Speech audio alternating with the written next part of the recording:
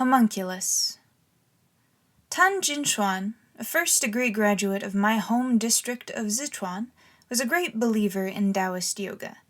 He practiced it assiduously for several months, regardless of the weather, and seemed to be making some progress.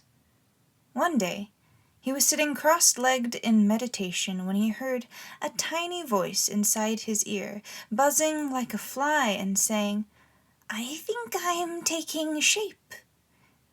He opened his eyes but could see nothing, and the voice was no more to be heard. He closed his eyes, regulated his breathing once again, and the voice returned. This, he thought to himself with secret delight, must surely be the alchemical homunculus, the inner elixir of immortality, speaking to him as it neared perfection in his cinnabar field.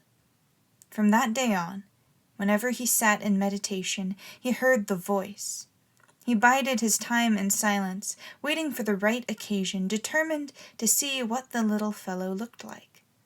And then, one day, when it spoke again, he replied, "Most definitely taking shape."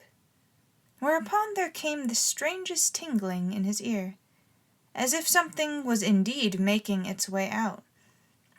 He took a peep, and there it was, a minuscule figure of a man twirling around on the ground barely 3 inches tall, but in appearance as fierce as a yaksha demon.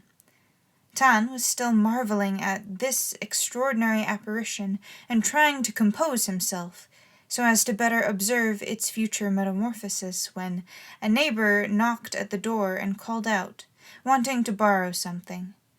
The homunculus was thrown into a great fluster by the noise, and went whirling around the room more frantically than ever, like a demented mouse, desperately seeking its hole. Finally, the little man completely vanished from sight, leaving Tan in a state of utter desolation, as if his very soul had gone missing. He was taken with a violent fit and began howling hysterically.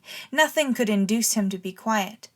Physicians prescribed certain medicines, and eventually, after 6 months, he made a recovery.